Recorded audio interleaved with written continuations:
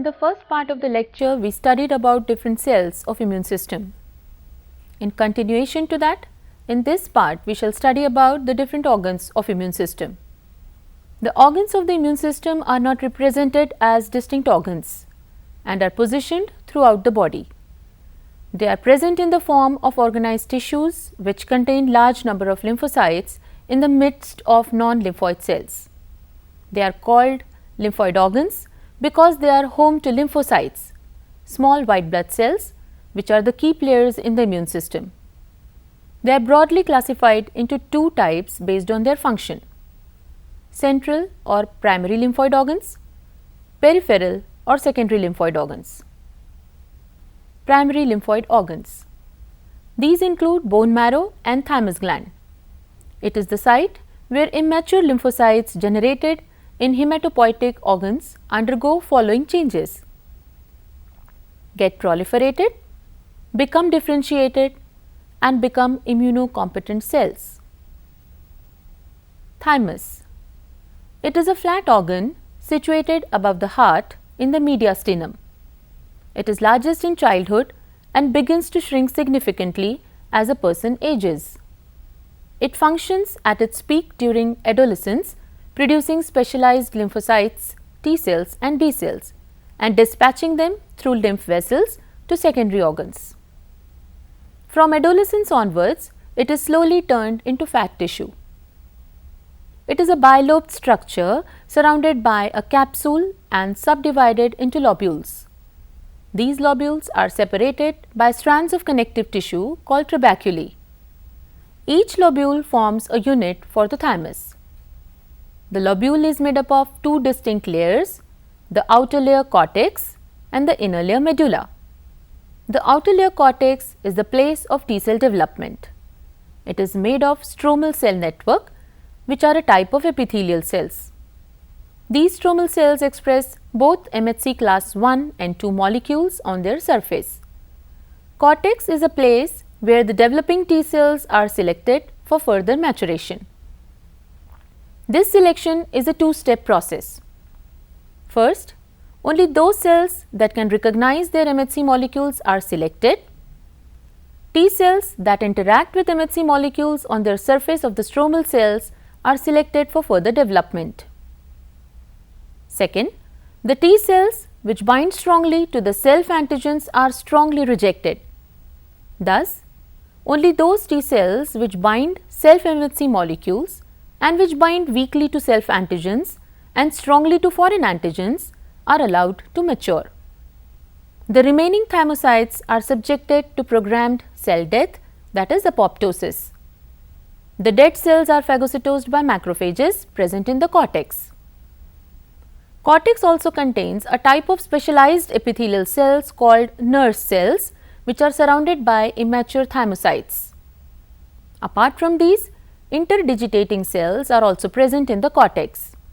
Thus, cortex contains 5 important types of cells: thymocytes of different stages of maturation, network of stromal cells, nurse cells, macrophages, and interdigitating dendritic cells. The medulla of the thymus consists of mature thymocytes, medullary epithelial cells, macrophages, and dendritic cells. Apart from these, it also contains special type of cells called Hassel's corpuscles that are believed to be involved in cell destruction. The two important pathologies of thymus are myasthenia gravis. It is an autoimmune disease where the body creates antibodies against acetylcholine receptors at postsynaptic neuromuscular junctions. In up to 25% of cases, there is a tumor of the thymus. The exact reason of this tumor development is unknown.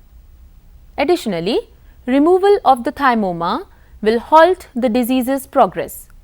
This deserves further study as antibodies are released from plasma cells rather than T cells, yet T helper cells may mediate the autoimmunity.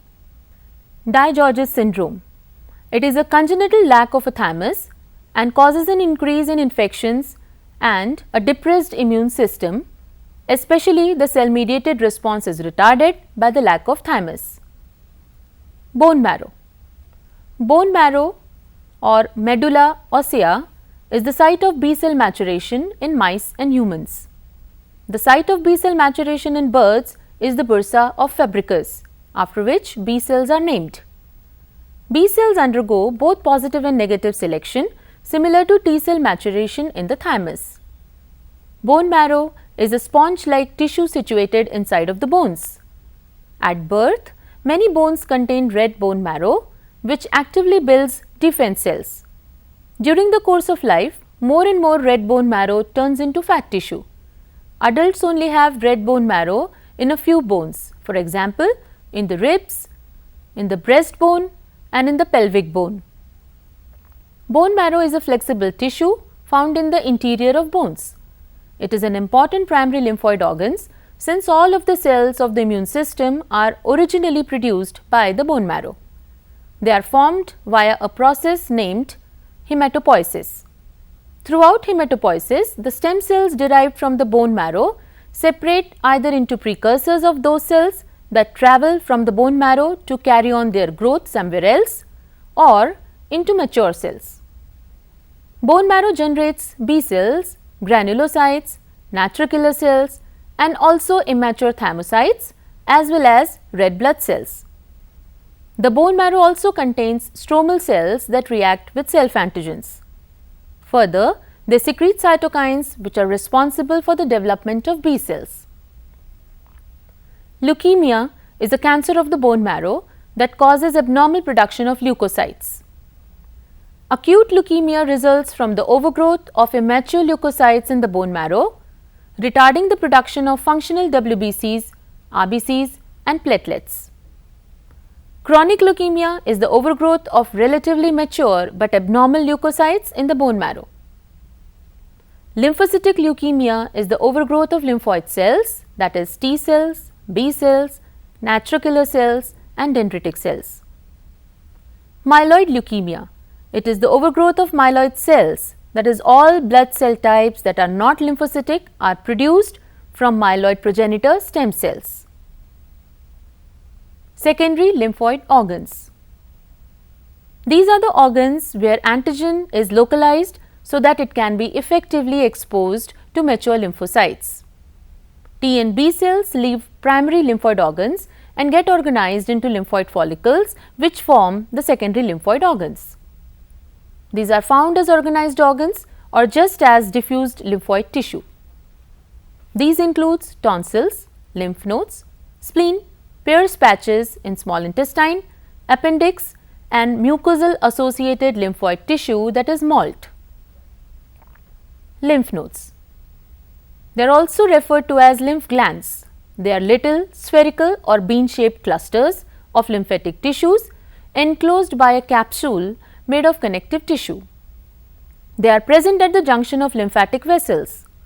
Morphologically, they have three distinct regions: outer cortex, followed by paracortex, and inner medulla. The capsule penetrates into the lymph node to form trabeculae. The cortex contains lymphocytes, predominantly B cells, macrophages, and follicular dendritic cells. On antigenic challenge, the primary follicle enlarges to form secondary follicle containing germinal center. Beneath the cortex is the paracortex, which is highly populated by T cells along with interdigitating dendritic cells. The interdigitating cells are derived from tissues through lymph. They express high levels of MHC class II molecules which are involved in antigen presentation to T helper cells. The paracortex region is called as the T cell dependent area. It is the region where the antigens are processed and presented to T helper cells, which in turn stimulate the B cells. The B cells finally develop into antibody producing plasma cells. The paracortex is followed by medulla. It contains mainly plasma cells actively secreting antibodies. These plasma cells and other lymphoid cells are seen in the form of medullary cords. The lymphatic system of lymph nodes and vessels is important to continually exchanging substances between the blood and the tissue in the body. fluid constantly leaves the blood and defense cells and protein migrate into the surrounding tissue. Most of the fluid is later taken back into the blood vessels. The rest of it is removed by the drainage system of the lymph vessels, which forms a fine net of thin-walled vessels in the body. The lymph node filter and clean the lymph fluid on its way to the large lymph vessels. The lymph finally travels to a vein called the superior vena cava, where it enters the bloodstream. Lymph nodes work like biological filter stations. The afferent lymphatic vessels empty the lymph into the lymph node. The lymph penetrates the different layers of the lymph node and leaves through the efferent lymphatic vessel. Any particulate antigens, including pathogens, are trapped inside the lymph node and processed by APCs. If lymph nodes become swollen, painful or hard, it can be a sign of an active defense reaction, for example, in an infection or in rare cases, in malignant changes of the body's own cells. Spleen. It is situated in the left upper abdomen beneath the diaphragm. It acts as a site of hematopoiesis during the second and third trimesters of fetal development, before the long bones have fully developed. In an adult, it acts as a site for breakdown of dying red blood cells whose lifespan is of 120 days. It is a large ovoid capsulated organ. The capsule extends into the organ in the form of projections called trabeculae to form many compartments. Each compartment contains two distinct regions, namely red pulp and white pulp. The red pulp contains network of sinusoids in which macrophages and RBCs are present. It is a place where worn out RBCs are destroyed and removed. The destroyed RBCs are engulfed by macrophages. The red pulp is separated from white pulp by a diffused marginal zone. White pulp is the area which surrounds the spleen artery. The white pulp consists of three important areas: periarteriolar lymphoid sheath, pulse, B cell follicle, marginal zone. The splenic artery enters the trabeculum as trabecular artery and comes out to form the central arteriole. Surrounding this central arteriole is the T cell rich region called the periarteriolar sheath. B cells are found in the form of aggregates along with specialized dendritic cells. These aggregates are called primary follicles. The formation of these aggregates is mediated by the follicular dendritic cells. These dendritic cells secrete a cytokine called B lymphocytochemokine, for which B cells have receptors. Thus, the B cells will be attracted towards the follicular dendritic cells to form aggregates. Once the B cells receive antigenic stimulus, the selected B cells start to proliferate to form a distinct area called germinal center, surrounded by the resting unstimulated B cells to form the mantle zone or corona. The germinal center along with the mantle is the secondary follicle. These B cell areas are surrounded by marginal sinus, which are branched from central arteriole. The B cell follicles are surrounded by a diffused region called marginal zone. This zone shows the presence of B cells of non-migratory type, which are different from the B cells present in the follicles in the presence of some different surface molecules. The lymphocyte enters the spleen through splenic artery. The pulse region receives the lymphocytes from the central arterioles, whereas B cell follicles receive most of the lymphocytes from the marginal sinus. Thus, the splenic lymphocytes encounter blood-borne pathogens and antigens in contrast to the lymphocytes of lymph nodes, which encounter pathogens and antigens from tissues through lymph. The immune response mostly begins in pulse, which is a T cell rich region. The interdigitating dendritic cells engulf the antigens and present them with MHC class II molecules, which in turn activate T helper cells. The T helper cells migrate to B cell areas to stimulate B cells and form germinal centers. Mucosal associated lymphoid tissue. The mucous membrane lining of digestive, respiratory and urogenital systems are major sites that encounter pathogens. Thus, these areas contain groups of lymphoid cells to encounter these pathogens. These are collectively called as mucosal associated lymphoid tissues, that is MALT. It is called by different names depending upon the region where it is present. Gut associated lymphoid tissues or GALT, bronchus associated lymphoid tissues or BALT, cutaneous associated lymphoid tissues or CALT. The important moles are tonsils and Peyer's patches.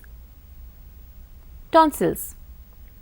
On the basis of their site of location, it is of three types: palatine, lingual and pharyngeal. It is a nodal structure consisting of network of reticular cells and fibers encompassing lymphocytes, macrophages, granulocytes and mast cells. They have well organized B cell follicles with germinal center. The follicles are surrounded by T cell areas. Tonsils are helpful in defending the entry of pathogens through naso-oral epithelial roots. In addition to these, there are also the adenoids above the roof of the throat and more lymphatic tissue on the sides of the throat. This lymphatic tissue can take on the function of the adenoids if these have been removed. Peyer's patches. They are nodules of lymphatic cells that combine to make patches or bundles and appear generally only within the lowest part of your small intestine, that is ileum. They encounter antigens ingested with food.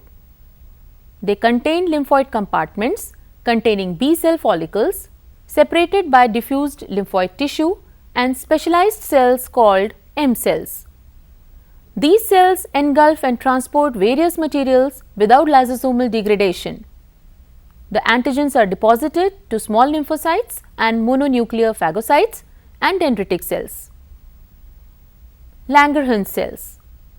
The skin is one of the most important parts of the body because it interfaces with the environment and is the first line of defense from external factors, acting as an anatomical barrier from pathogens and damage between the internal and external environment in bodily defense. Langerhans cells in the skin are part of the adaptive immune system. So, in this part of the lecture, we have understood different organs of the immune system.